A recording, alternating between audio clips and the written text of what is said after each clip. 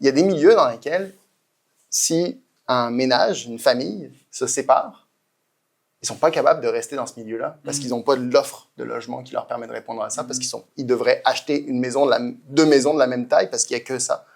C'est comment tu fais? Si tu perds ta job, peux-tu rester dans ton milieu de vie? Pas juste perdre ta job et pas en plus de ça, perdre ton réseau social, puis tes amis, puis tes voisins.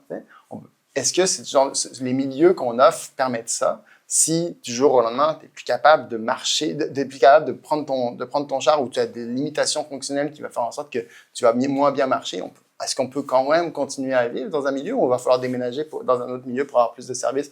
Pour moi, c'est super important de le ramener à ça parce que c'est vraiment profondément humain de se dire qu'on n'ait pas besoin de se déraciner, peu importe notre parcours de vie.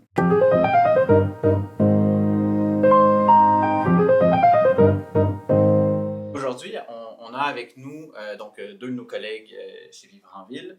D'abord, Camille Brun. Camille, tu es conseillère en environnement et en aménagement. Tu es détentrice aussi d'une maîtrise en gestion d'environnement. C'est bien ça? Oui, c'est ça. D'accord.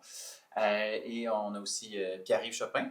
Pierre-Yves, tu es conseiller senior en mobilité et en aménagement et tu es détenteur d'une maîtrise en ingénierie des systèmes urbains. Je ne me trompe pas. Absolument.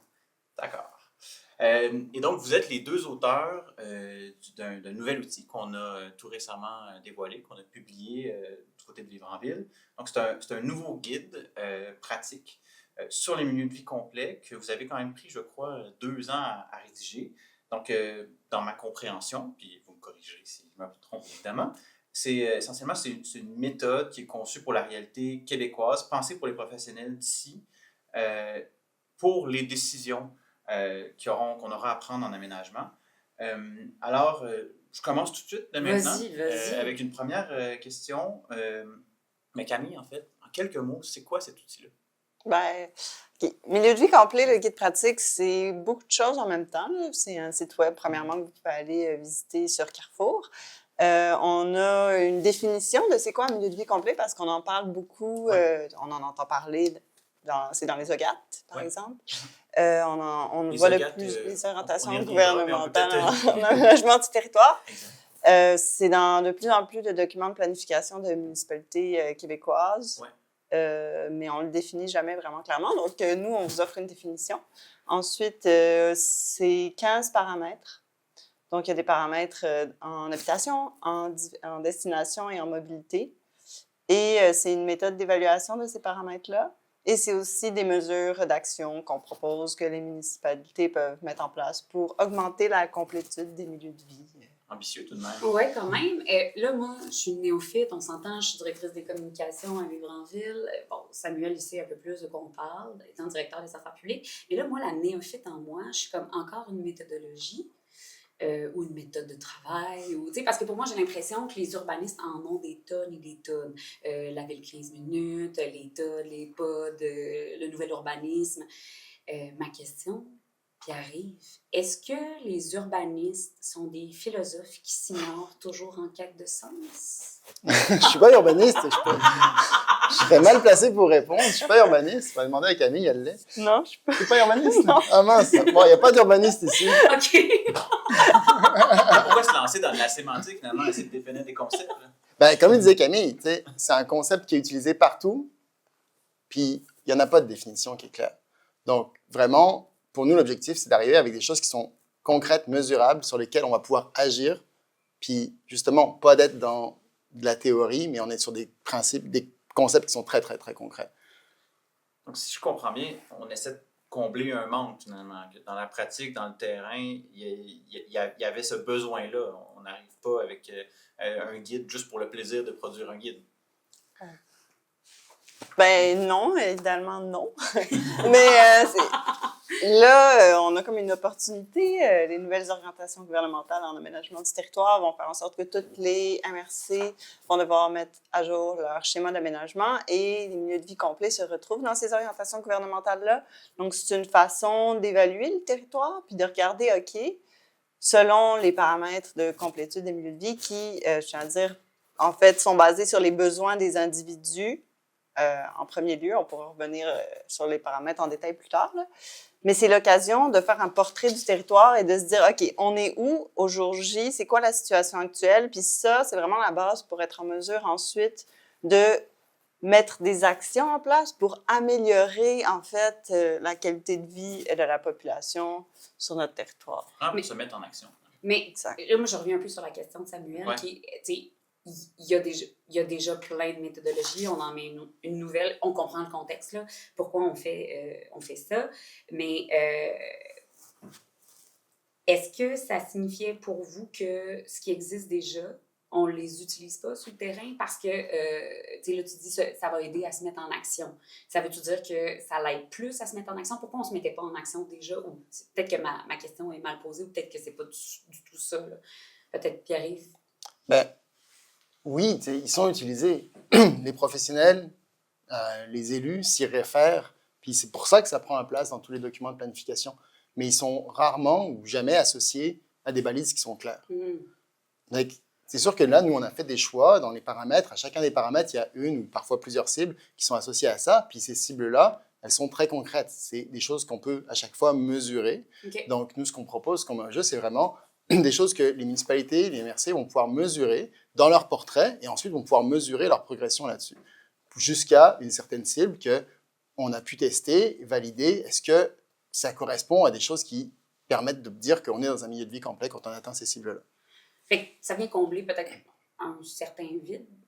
Oui, puis c'est vraiment orienté de façon très pratique. C'est pas un contenu qui est très long, c'est pas des grands principes, c'est vraiment basé sur des observations, des caractéristiques physiques des milieux de vie qui vont pouvoir être mesurées puis améliorées avec des leviers municipaux. OK. Je suis allé voir de mon côté dans le document principal des orientations gouvernementales en aménagement du territoire, puis il y a quand même 16 occurrences du concept de milieu de vie complet, mais vous avez probablement pas plus trouvé que moi une définition de ce concept-là. et pourtant, dans ces occurrences-là, c'est un des objectifs très clairs. Donc, les municipalités, les MRC, vont devoir planifier des milieux de vie complets, mais on ne leur a pas tout à fait précisé ce que ça voulait dire. Donc, je pense que c'est ce qu'on essaie de faire, en fait. Exactement. En même temps, évidemment, on n'est pas du tout en train de dire on jette à la poubelle finalement la planification territoriale comme elle était à faire. On vient vraiment s'insérer finalement, je pense, dans un processus avec la révision des schémas. Pensez-vous justement que ça peut se faire, disons, de manière fluide et efficace, s'insérer dans cette démarche-là qui est en cours partout au Québec? Moi, je pense que c'est quelque chose qui est complémentaire. C'est rajouter une lunette d'analyse, la lunette milieu de vie complet. Bien sûr, les MRC, les municipalités, ils observent leur territoire, puis ils ont des particularités qui leur sont propres. Ouais. Nous, on a une base qui rajoute cette lunette-là. Je pense que oui, ça peut bien s'insérer parce que de toute façon, il faut qu'ils fassent des analyses. Ils vont devoir faire ce genre de choses. Donc, tant qu'à revoir un peu la planification, je pense que c'est le moment opportun pour faire ça. Puis, c'est quelque chose qu'on a testé aussi. Je veux dire, oui, ça prend de l'analyse géomatique, puis des fois, il y a peut-être des défis de données, mais c'est pas insurmontable comme analyse. Donc, c'est pas non plus de rajouter, justement parce que c'est très concret, c'est des caractéristiques physiques, donc c'est mesurable avec des données. Disons que c'est moins peut-être prenant en termes de temps que d'aller faire des analyses qualitatives sur le terrain, de faire OK, on va aller observer l'état du trottoir à tel endroit. Là, on est plus sur quelque chose de très, très, très physique, concret. Donc, je pense que oui, c'est réaliste d'intégrer ça. Donc, c'est très concret, mais j'imagine par contre que vous êtes allé puiser des idées justement pour définir ces cibles-là très concrètes.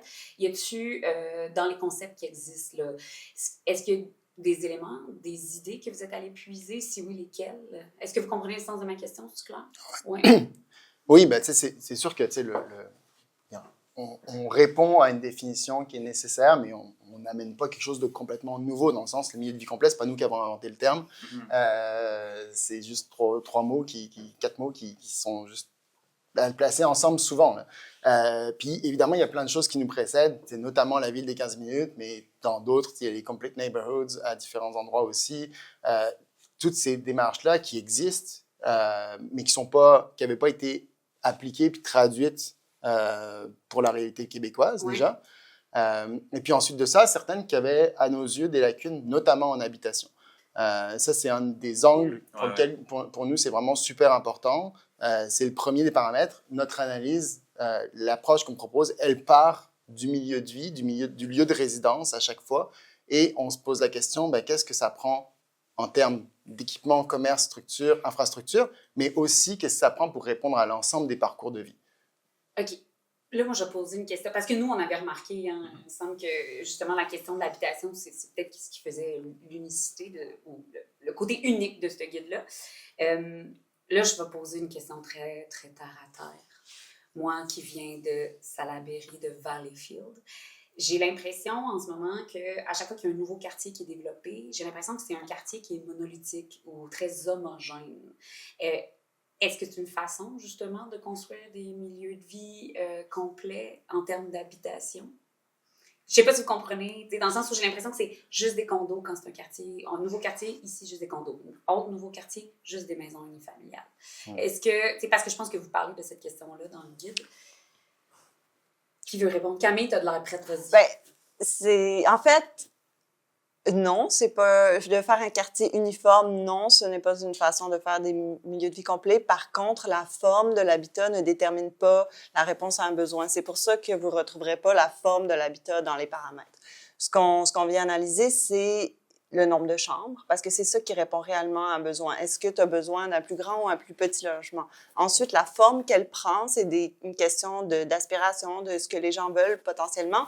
Mais nous, on veut vraiment regarder, OK, est-ce qu'il y a une diversité de tailles d'habitation pour répondre aux besoins d'une personne seule, d'une famille, d'une personne aînée, des étudiants, d'une grosse famille, d'une petite famille, en tout cas. Donc, c'est vraiment ça qu'on voulait regarder. Donc, ça peut paraître homogène, peut-être, en termes d'habitation, mais l'important, c'est qu'à l'intérieur, le logement en tant que tel, il doit être diversifié. Donc, et est-ce que ça se passe au Québec? Est-ce qu'on arrive à faire des nouveaux quartiers qui sont diversifiés? L'approche qu'on propose sur les milieux de vie complets, elle ne se concentre pas uniquement sur les nouveaux quartiers. Et en fait, même au contraire.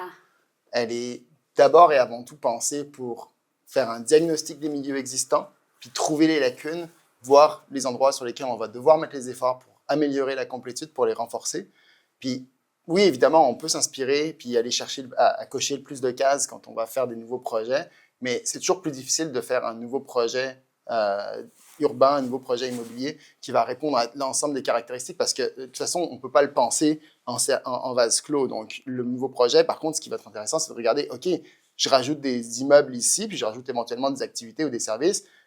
Qu'est-ce que ça a comme impact autour, puis qu'est-ce que le autour apporte aux futurs résidents de ce projet-là. Donc, c'est pas tant de savoir est-ce que je crée un nouveau milieu de vie qui va être complet, mais comment est-ce que je peux agir sur les milieux existants, éventuellement en ajoutant des nouveaux, pour améliorer l'état actuel. J'ai envie d'entrer un peu dans le concret, puis on l'est déjà, mais encore davantage, un peu plus dans les détails. On vient de parler d'habitation, donc on l'a déjà dit, il y a 3 thématiques dans le guide. Donc, thématique habitation, destination de proximité et mobilité. On vient de parler un peu d'habitation, mais est-ce que pour une de ces 2 autres thématiques-là, vous voudriez nous dire un peu plus en détail? Je sais qu'il y a 15 ingrédients dans le guide, mais des exemples concrets de ce que ça veut dire finalement. Camille? Une liste ou je sais pas. Mais c'est en fait, ça, finalement, ouais. Je reviens un peu en arrière. Tantôt, on a parlé de la définition. Puis la première chose qu'on a fait, c'est vraiment de définir c'est quoi un milieu de vie complet parce que nous aussi, on ne trouvait pas la définition nulle part. Donc, c'est vrai. Puis là, on s'est rendu compte assez vite que c'est OK, c'est répondre aux besoins du quotidien. Donc, on s'est dit, c'est quoi les choses que ça prend pour répondre à tes besoins du quotidien? Mais que toutes les personnes puissent répondre à leurs besoins du quotidien. Donc, que ce soit, peu importe t'es où dans ta vie, tu sais. Donc, en habitation, il y a 4 paramètres. La diversité de taille, on l'a dit tantôt. La part locative, donc qui est des logements à louer. Il y a la disponibilité des logements. Ouais. Donc, il y a des logements où tu puisses venir habiter, etc. Et il y a les logements à but non lucratif, donc l'abordabilité pérenne. Mais sinon, en termes de destination, on s'est dit, qu'est-ce que ça prend dans ton voisinage? Ouais. Ça prend une épicerie, ça prend un service de garde, ça prend des écoles, ça prend des soins de santé, ça prend des équipements de culture, loisirs, des endroits où tu peux aller socialiser également. Puis on a un autre paramètre qui est un peu différent, qui s'appelle diversité. En fait, c'est des activités complémentaires. Donc, est-ce que tu as une diversité d'autres activités dans ton voisinage pour répondre à d'autres éléments que tes besoins de base? Et en termes de mobilité, je ne sais pas si tu veux y aller, Non, je mais ne veux t'en pas as tout oublié un, t'as dire. oublié la nature. C'est vrai. L'accès à La la nature de nature. proximité. Nature de Bien proximité, important. donc qui fait partie des destinations, dans les paramètres de destination. D'ailleurs, on est très précis. Hein? On dit il faut être à 400 mètres de la nature de proximité. Pourquoi 400 mètres? Pourquoi pas 600 mètres? Alors, Ouais. c'est pas de l'arbitraire, tout ça. Il y a de l'arbitraire. Il y a de Il l'arbitraire. faut être honnête, il y a de l'arbitraire. Mais il y a aussi de la science. Oui, il y a de la science aussi, mais à un moment donné, pourquoi est-ce qu'on a choisi 400? On aurait pu choisir 500, ça n'aurait pas fait une grosse différence. On a choisi d'avoir des distances qui sont soit 400, soit 800, soit 1600 mètres pour rester comme des choses qui sont faciles à appréhender. Puis c'est des distances qui sont classiquement utilisées dans les pratiques en urbanisme. Mais bon, après, c'est ça, c'est pas non plus à couper au couteau. Puis là-dessus, quand tu le mets en œuvre aussi, tu peux aussi jouer là-dedans. C'est comme, OK, regarde, c'est ce que nous, dans telle municipalité, on décide que c'est 500 mètres. Je dirais, il n'y a personne qui va arrêter de dormir la nuit à cause de ça. Par contre, si on dit, finalement, nous, c'est correct que les élèves ils soient à 2 km de leur école, on commence à être loin de la cible pas mal. Ça nous donne des ordres de grandeur quand même assez précis. Quand même assez précis, puis qui sont basés sur la vitesse à laquelle on marche. Donc, en gros, 800 mètres, c'est 8 à 12 minutes de marche, là, selon la vitesse à laquelle tu marches. La majorité des cibles sont à 800 mètres. Parce que c'est donc on tombe dans la ville du quart d'heure, justement, qui n'est pas là pour rien. Ça fait des temps de déplacement à pied qui sont raisonnables pour accéder à la plupart des destinations. Certaines destinations sont à 400 mètres parce qu'elles répondent à des besoins plus cruciaux ou parce que les populations qui y vont marchent moins vite. Donc, les services de garde, les soins de santé et puis la nature. Qu'est-ce que vous dites à... Tu sais, moi, je viens d'une toute petite municipalité, là. Et j'ai habité dans une municipalité où il y avait 800 citoyens. Il y avait un dépanneur, un parc, une école primaire. C'est tout. Qu'est-ce qu'on dit à ces toutes petites municipalités-là? Est-ce que le guide se lit de la même manière? Est-ce qu'ils doivent atteindre ces cibles-là que vous venez de nommer? En fait, c'est intéressant parce qu'on l'a toujours fait, toute la réflexion qu'on a eue, on l'a toujours eue avec les petites municipalités en tête parce que dans bien des cas, elles cochent beaucoup de cases et parfois plus facilement que des milieux de plus grande taille. Parce que, évidemment, je ne parle pas des maisons dans le fond du 3e rang, là, mais les maisons qui sont dans le village, justement, dans le village, c'est assez petit pour que finalement tout soit à moins d'1 kilomètre et que là-dedans, tu aies une petite coop qui fait dépanneur épicerie, une école, un centre communautaire, un parc. La nature, ça ne pose pas trop de problèmes, généralement, elle est juste autour. Il manque pas grand-chose. Il peut manquer parfois de la diversité résidentielle. Donc, est-ce qu'on est capable de trouver un logement à louer si tu te sépares, par exemple, et que tu veux rester dans ton village, mais que tu n'as plus les moyens ou que tu dois vendre ta maison, peu importe. Parfois, ça, c'est délicat. Ou des tailles de logement. Évidemment, il y a des aspects en mobilité, l'aspect du transport en commun qui est souvent pas là. Mais quand il y a des cibles qui sont absentes, ça ne veut pas dire qu'il faut les ignorer. Il faut reconnaître que les cibles, elles sont là parce qu'elles répondent à un besoin.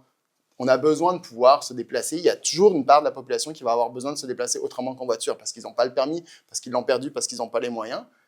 Comment est-ce qu'on y répond? On n'a peut-être pas de ligne de transport en commun fréquente aux 10 minutes dans un petit village, mais comment est-ce qu'on y répond? Qu'est-ce qu'on va trouver comme solution? Puis pour nous, c'est ça qui est important de dire, on fait ce diagnostic-là, puis je veux dire, il n'y a pas un village qui va être surpris de dire comme « Ah, on n'a pas ça. » Non, ils le savent qu'ils n'ont pas ça. Mais quand on le voit, on assume, OK, on n'a pas ça, mais qu'est-ce qu'on fait pour répondre à ce besoin-là? Est-ce qu'on a quelque chose qui permet de répondre à ce besoin-là? On n'a pas d'école secondaire, on a du transport scolaire. Fine, c'est correct.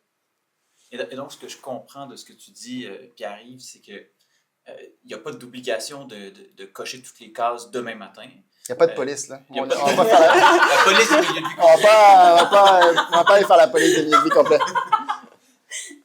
Mais peut-être que ça peut nous permettre justement d'éviter d'avoir des angles morts parce que la force de cet outil-là, c'est de ratisser large, d'être assez transversal. Mais justement, comment on l'utilise, Camille? Est-ce que si on se dit « Ah, j'ai 80%, ça y est, j'ai une bonne note, je peux finalement passer à autre chose? » Oui, mais c'est intéressant. En fait, ça devrait être... on peut toujours s'améliorer dans la vie, selon moi. Donc, t'es où, en fait? Je pense que la façon de voir les choses, on l'a pas vraiment dit, mais c'est comme, oui, il y a différents paramètres. Tu peux regarder... Tu sais, il n'y a aucun milieu de vie au Québec qui coche 100% sur tout son territoire. On va être bien honnête. Est-ce qu'il il y en a des milieux de vie qu'on sait qui sont déjà pas mal complets. Il y en au a qui Québec. sont plus complets que d'autres, Il y en a, effectivement. Mais rien que le taux d'inoccupation au Québec, on sait qu'il est extrêmement bas en ce moment, la crise du logement, etc. Qui Donc, était un peu l'indicateur pour la disponibilité des exactement. logements. Donc, on sait que c'est plus difficile. Mais, dans le fond, la façon qu'on pense que c'est vraiment intéressant de l'utiliser, c'est de faire le portrait du territoire et de regarder, OK, au jour J, j'ai par exemple 20% de ma population qui coche, admettons, soit toutes les cases ou peut-être 14 sur 15 paramètres, peu importe. Ben, mon objectif, ça devrait toujours d'augmenter la part de la population qui a accès à des milieux de vie complets. Puis pourquoi je parle de part de la population et non du pourcentage du territoire? Parce qu'en fait, c'est ça qu'on veut. On veut que les personnes puissent répondre à leurs besoins du quotidien. Pas nécessairement que 100% de mon territoire coche toutes les cases. Déjà, c'est impossible. Mais que de plus en plus de territoires cochent le plus de cases possible et que la part de la population qui a accès à un milieu de vie qui est... Oui, nécessairement, la part du territoire va augmenter, mais je pense que l'indicateur numéro 1, ça devrait être la plus grande part de ma population. Okay. Donc, on peut se donner une cible. On est genre, je sais pas moi, exemple, 25%, ben dans 5 ans, je veux être à 30%. Puis ça peut prendre différentes formes. Ça va vraiment permettre d'identifier les actions pour arriver à atteindre cette cible-là. Tu viens de dire qu'il y a des milieux que vous avez observés, et peut-être qu'on pourra revenir sur comment vous avez observé ça, mais il y a des milieux qui sont plus complets, qui atteignent davantage ces cibles-là. Est-ce que vous êtes venu à certaines conclusions? Quel type de milieu atteint plus la complétude?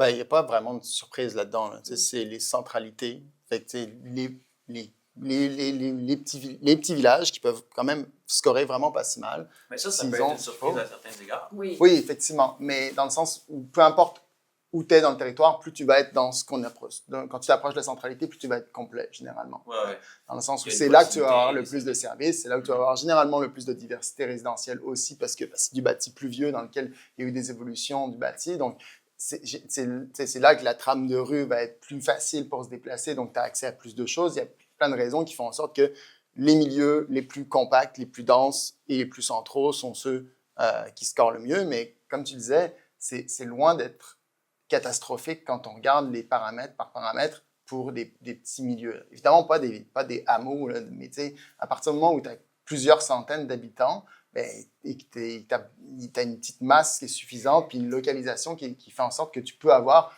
ne serait-ce qu'une petite épicerie dépanneur, station-service, puis qui répond déjà à plein de besoins. Idéalement, une pharmacie, mais tu sais, c'est sûr que c'est pas tous les milieux comme ça, mais ça prend pas grand-chose. Je pense que c'est ça qui est important de garder en tête, c'est que c'est très de base, finalement, ce dont on parle. C'est à la fois exigeant, mais en même temps super de base. Oui, je trouve ça quand même très utile d'avoir un outil qui peut être utilisé, peu importe la réalité territoriale, là, parce que je trouve souvent que c'est un peu surfait de dire la réalité dans les grands centres, c'est pas la même qu'en milieu plus rural ou en périphérie. Non, finalement, on est capable d'avoir une lunette avec le concept de milieu de vie complet qui est utile, peu importe où on est sur le territoire. Ben, en fait, c'est parce que les besoins des humains sont les mêmes que tu habites au centre-ville d'une grande ville ou que tu habites en région plus éloignée. Tu as quand même des besoins de base de te nourrir, de te divertir, de socialiser, d'aller à l'école, etc. Donc, ces besoins ne changent pas. Donc, peut-être que oui, s'il y a des municipalités au Québec qui sont comme hey, « moi, je vais être plus exigeant », allez-y, 100%. Mais la base, elle est là. Puis oui, c'est partout au Québec qu'on devrait se pencher sur est-ce que nos milieux de vie permettent à notre population de répondre à leurs besoins. Que vous avez été dans certains milieux. Vous avez fait des tests sur 16 milieux. Comment ça s'est passé, ça? Puis pourquoi vous avez utilisé cette méthodologie-là pour construire le guide? Ben, la première étape, ça a vraiment été de créer la définition. Ouais. Ensuite de ça, de regarder les paramètres. Donc, parce qu'on a déjà pas mal parlé. Puis ensuite, c'est de regarder, OK, comment est-ce qu'on est capable d'évaluer les paramètres. Donc, pour chaque paramètre, on a des indicateurs, un indicateur avec une cible. Et c'est ça qu'on est allé tester sur le terrain. Donc, on a travaillé avec Local Logic et on a été tester ça dans une série de milieux, 15-16 milieux qu'on a identifiés, pour regarder est-ce qu'on est capable, assez facilement avec les données qui existent, de mesurer ça. Donc, déjà, est-ce qu'on est capable de mettre en œuvre cette analyse-là? Puis ensuite de ça, est-ce que les seuils qu'on propose, donc les pourcentages, les cibles, les distances qu'on propose, ils sont réalistes, ils ont de l'allure, puis comment on score ces milieux-là. Donc, on n'a pas fait une analyse sur tout le Québec, on n'a pas fait une analyse sur même sur des villes au complet. On a fait sur certaines petites municipalités des villes au complet, sinon on a fait ça sur des quartiers pour vérifier. C'est comme finalement, OK, on voit que, mettons, le quartier Limoilou à Québec, il score de telle façon. On est surpris, on n'est pas surpris. Est-ce que ça correspond un petit peu à ce à quoi on s'attendait? Puis avec ça, on a été éventuellement ajusté parfois certains paramètres pour que ça colle le plus possible à se dire, finalement, un quartier que, a priori, selon plusieurs indicateurs, il est super cyclable, mettons. Est-ce que la cible qu'on mettait, elle était bonne? Parce qu'il y a plein de façons d'évaluer ce genre de choses-là. Donc, nous, on en choisit une qu'on veut la plus simple possible, mais complète possible en même temps. Est-ce qu'elle est assez bonne? Puis où est-ce qu'il faut mettre l'aiguille? Puis là, est-ce que vous, c'était une surprise là, quand, justement, peut-être les milieux plutôt villageois scoraient fort? Est-ce que vous en avez justement? Est-ce que vous êtes allé dans des milieux villageois? Est-ce que pour vous, c'était une surprise, ça, ou pas tout? Non, c'était pas une surprise. Je pense qu'on s'attendait à ce qu'il y ait plusieurs paramètres qui soient cochés, justement. Parce qu'on a pris 3 sortes de milieux, des centralités, mais de plus grandes villes, plus des villages, des centralités villageoises, puis plus des banlieues. Puis, donc, on a testé ces 3 éléments-là, puis on a aussi pris des milieux qui, selon notre intuition, étaient complets ou moins complets.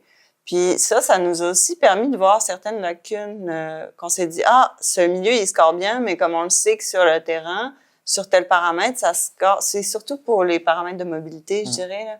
Ben non, c'est pas vrai qu'on peut considérer que ça score bien en termes d'infrastructures cyclables, par exemple, ou quoi que ce soit. Donc, il y a certains critères qu'on a réajustés pour que ça reflète mieux la réalité. Okay. Donc, on a un peu changé la méthode d'évaluation, mais sinon, on n'était pas très surpris. Est-ce que vous êtes allé sur place, sur Google Maps, sur toutes ces réponses? On n'est pas allé sur le terrain, mais par contre, on a fait parfois des ajustements. On a travaillé principalement avec des données ouvertes. Pas que, mais beaucoup avec des données ouvertes, soit des données municipales, données du gouvernement du Québec ou des données d'OpenStreetMap qu'on est parfois venu compléter parce que ce n'est pas toutes les données qui sont de bonne qualité pour faire les bonnes analyses. Donc, c'est sûr que quand on rentre en mise en œuvre, en application de ces analyses-là sur le terrain, il y a un travail d'amélioration de la qualité des données qu'il y a à faire parce qu'il faut connaître. On mesure pour les infrastructures piétonnières, on regarde où est-ce qu'il y a des trottoirs. Il faut le savoir. Tu l'as dit, c'est quand même le fruit d'une expérience terrain qu'on a à vivre en ville dans des accompagnements de municipalités de partout au Québec depuis 30 ans finalement. Oui. Est-ce que vous vivez dans un milieu de vie complet? Camille, d'abord? C'est très drôle parce qu'une des choses qu'on a faites au début aussi, c'est qu'on a testé nos milieux. On voulait être curieux. Puis moi, j'ai été surprise, plus que je le pensais. OK. Mais c'est super intéressant, ça, parce que ça montre à quel point tout le monde a des biais. Moi, j'ai pas d'enfants, mais il y a plein de choses pour... Genre, j'ai une garderie, une école primaire, une école secondaire, des parcs avec des jeux pour enfants, tu sais. Fait que j'étais comme, il y a plein de choses, alors que je l'utilise pas au quotidien, mais ça fait en sorte que si jamais j'ai des enfants demain matin, mon milieu de vie est approprié pour ça. Je trouve ça super intéressant, mais oui, quand même, relativement bien complet. Toi, puis ouais. Oui, j'ai cette chance-là. Effectivement, j'ai le privilège d'avoir pu faire des choix résidentiels assez intéressants. Qu'est-ce qu'il y a? Est-ce qu'il y a des choses qui me manquent par rapport à ça dans mon milieu de vie? Je pense que je dois cocher toutes les cases, mais je ne suis pas sûr à 100%. Ton milieu de vie les coche. Oui, c'est ça. Je pense. Ouais. Peut-être la disponibilité, non, c'est sûr que ça, moi non plus, ça ne coche pas, mais... Ouais. Et y a-t-il un endroit au Québec où la disponibilité est plus cochée? Je pense pas, non. Fait que ça se peut-être un village en dévitalisation. Mais si tu coches juste la disponibilité et aucun autre paramètre, c'est pas bon signe. Non, c'est ça. Voilà, ça. effectivement. Ouais. J'ai envie de jouer à un petit jeu qui est... Je suis mauvais perdant. Donc là, on va jouer à un jeu qui est on répond à des questions par oui ou non ou une courte réponse. Oui. Et vous pouvez y aller ensemble, simultanément. Puis tu nous coupes si on répond trop longtemps, c'est ça? Ouais. Est-ce qu'il y a un score global à toute fin de l'analyse? Non. Ça pourrait. Est-ce que ça te permet de savoir si t'es bon ou pas? C'est pas ça l'objectif. C'est est-ce que je peux faire mieux? Mais la réponse est toujours oui, by the way. Je pense que tu réponds déjà à la prochaine question, mais est-ce qu'une municipalité peut se dire qu'elle offre un milieu de vie complet à sa population quand elle atteint 70 ou 80% de cases cochées? Ben, je pense que c'est la discussion qu'elle pourrait avoir avec ses citoyens et citoyennes. Est-ce qu'eux sont satisfaits si ça... On le sait. Ça va être long, je m'excuse, mais tous les milieux de vie ne seront pas complets, c'est sûr et certain, mais peut-être que oui, pour cette municipalité, 70, ça peut être exceptionnel si elle est partie à 40. C'était pas si long que ça. OK. Est-ce qu'on peut utiliser ça pour tous les quartiers d'une municipalité? Ben, à l'intérieur du périmètre urbain de préférence et dans les quartiers. Ben, oui, l'analyse, faites-la partout, ça va vous donner un bon aperçu. Ouais. Oui. Ouais, puis on peut faire l'analyse de deux façons différentes aussi, là, soit avec des limites de quartier, ouais. mais on peut la faire de façon beaucoup plus fine aussi avec juste un maillage, là, ouais. qui permet d'avoir comme une vision qui n'est pas limitée aux aires de diffusion ou aux quartiers administratifs, d'avoir une lecture qui va être plus complète aussi, là, plus neutre du territoire. Quel est le paramètre? Ben, je pense qu'on l'a dit tantôt. On va demander le plus difficile à atteindre, on l'a nommé, à mon sens. Quel sera le paramètre le plus facile à atteindre? Le plus difficile, on l'a dit, hein, c'est la disponibilité ouais. des logements en ce moment. C'est pas pour rien qu'on est dans une crise de l'habitation. Le plus facile à atteindre... Ça dépend des milieux, peut-être. Ça dépend des milieux. Mais je dirais l'accès à la nature. C'est quand même relatif. Ça dépend des milieux, l'école primaire, je pense. Mais l'accès à la nature, puis l'épicerie, j'aurais espoir de dire ça, mais malheureusement, je pense que non. Voilà. L'horizon temporel, une municipalité qui décide d'utiliser, ou une MRC qui décide d'utiliser cet outil-là, est-ce qu'elle devrait se donner des objectifs dès l'année prochaine, dans 5 ans, dans 10 ans? Comment ça fonctionne? Ben, comme elle le veut. Ouais. C'est selon ses moyens aussi, là, selon ce qu'elle peut faire. Mais justement, oui, elle devrait se donner des objectifs chiffrés avec des échéances. Je pense que oui. Les échéances vont aussi dépendre de c'est quoi les objectifs qu'elle se donne. Tu sais, si c'est rajouter des... Si elle n'a pas de trottoir du tout et qu'il faut rajouter des trottoirs partout, ce ne sera pas le même horizon que s'il manque quelques rues avec des trottoirs, par exemple. J'ai quand même l'impression que dans certains cas, il peut y avoir des changements dans les 2-3 prochaines années. Dans d'autres cas, c'est sur 10 ans, 15 ans, puis c'est bien correct comme ça. Ben oui, puis tu sais, c'est le propre de la planification. Hein. On travaille à super long terme. Exact. Parfois, c'est dur. Parfois, c'est frustrant, mais c'est ça pareil. Tu sais, les milieux de vie, ils évoluent différemment. Tu sais, il y a des endroits où on va avoir besoin d'amener plus de monde pour pouvoir avoir plus de services. Ben, ça va pas se faire du jour au lendemain. Quand c'est des histoires d'infrastructure, c'est pareil. Là, c'est du travail qui met longtemps. Tout à fait. Mais juste le processus qui est en cours de révision des schémas d'aménagement des MRC, c'est sur 3 ans. Tu disais tout à l'heure, Camille, que le moment est opportun. C'est vrai. Je pense qu'il faut mesurer à quel point on est dans l'histoire de l'aménagement du territoire au Québec à un moment qui est stratégique. Donc, bravo, finalement, d'avoir ça. Et c'est pas anodin. On s'est inscrit, finalement, dans cette démarche-là de révision du cadre d'aménagement. L'horizon temporel en aménagement, je pense que c'est souvent 20 ans. Là, les schémas, on se donne des décennies pour travailler, mais on peut dès maintenant avoir des résultats. Émilie, je te repasse. C'était supposé être... on est vraiment pas bon, hein? On n'est pas si bon que ça pour les questions. Mais c'est parce que c'est des réponses complètes. C'est complète. Voilà. C'est complet. À qui doit lire ce guide? Tout le monde peut le lire. Il n'est pas écrit dans un jargon vraiment... il est accessible à tout le monde, mais nécessairement, on s'adresse à des professionnels municipaux, à des élus, à des gens qui travaillent dans des MRC, à des gens qui travaillent sur la planification, mais pas nécessairement des gens juste en aménagement du territoire. Là, ça peut être aussi en culture, loisirs, etc. On a des paramètres qui les rejoignent en nature, en santé, etc.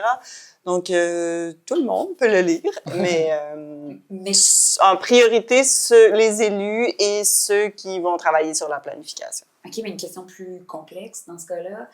Qui a la responsabilité de créer des milieux de vie complets? Je pense que collectivement, on a une responsabilité de répondre aux besoins des personnes. Après ça,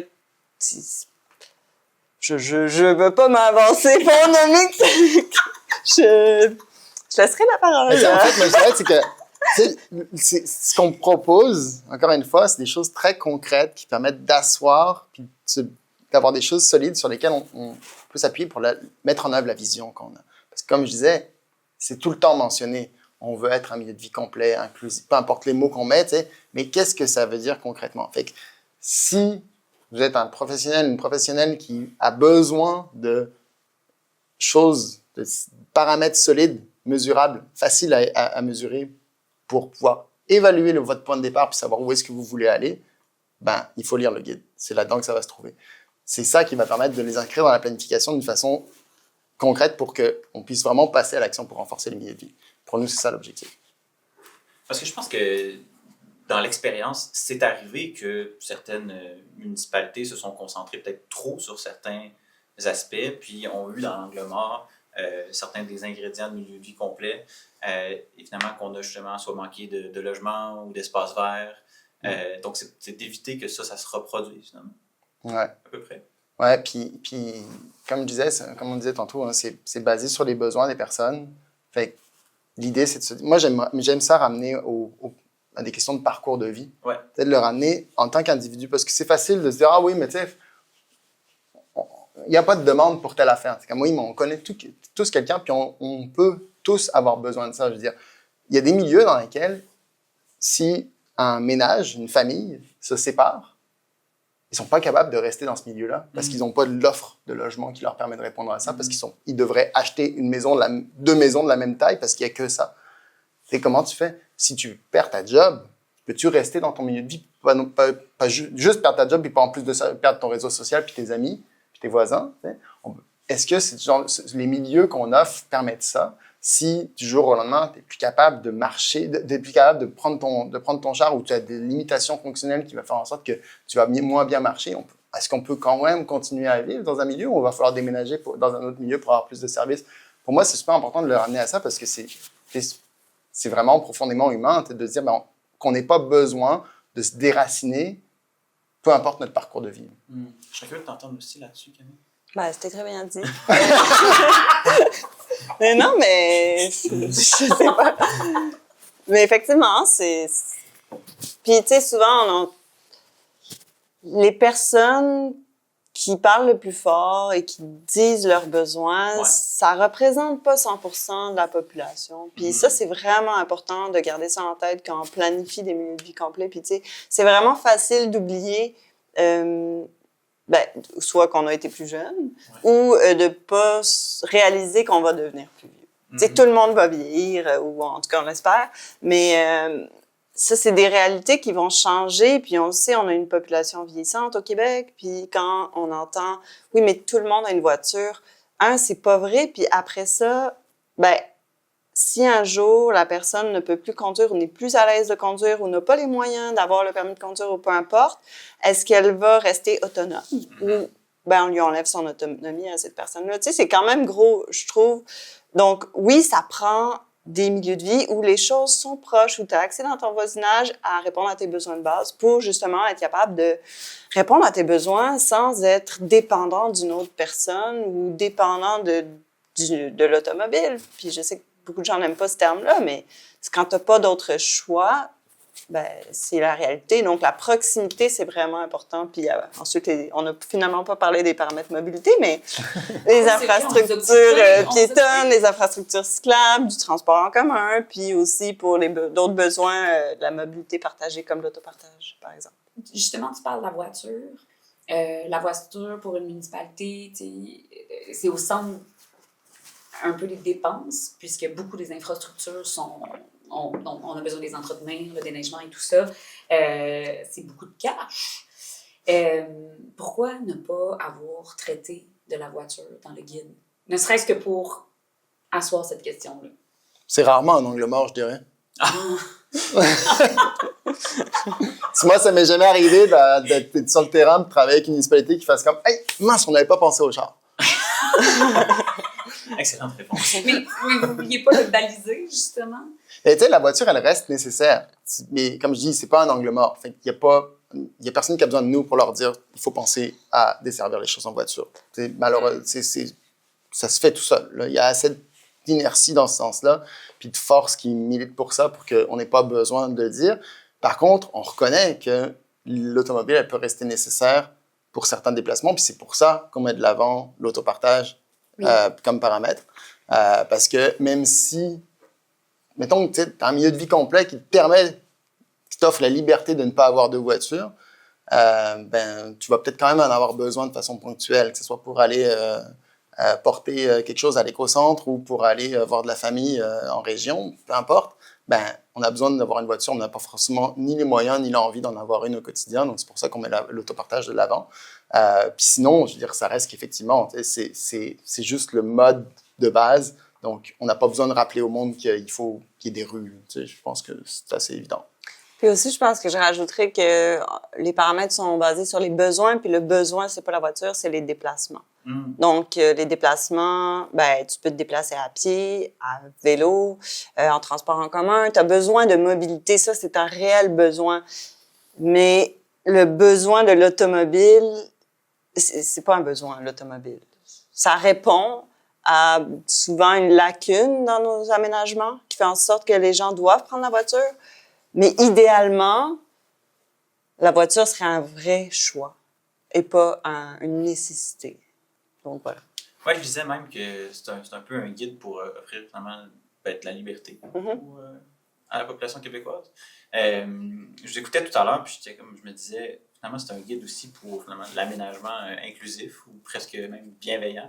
Mais oui, d'inclusif, puis tu sais, moi, de liberté, de sécurité, tu sais, comme je disais encore une fois, de parcours de vie, tu sais, de juste, ça te permet d'être plus serein sur plein d'affaires. Est-ce que ça rend finalement plus heureux, les milieux de vie complets? Ça te donne les caractéristiques physiques qui sont favorables à ça.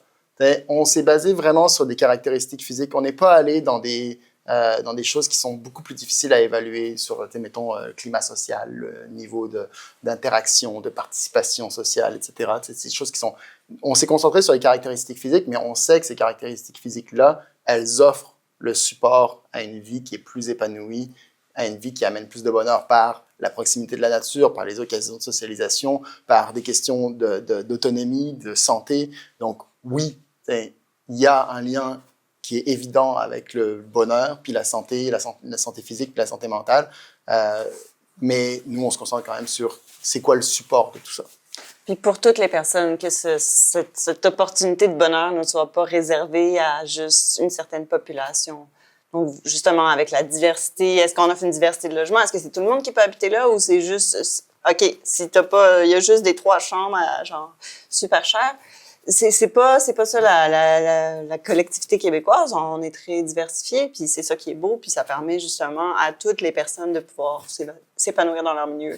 Peu importe leur capacité physique, leur âge, leurs ressources financières. Donc, ouais. En tout cas, chapeau.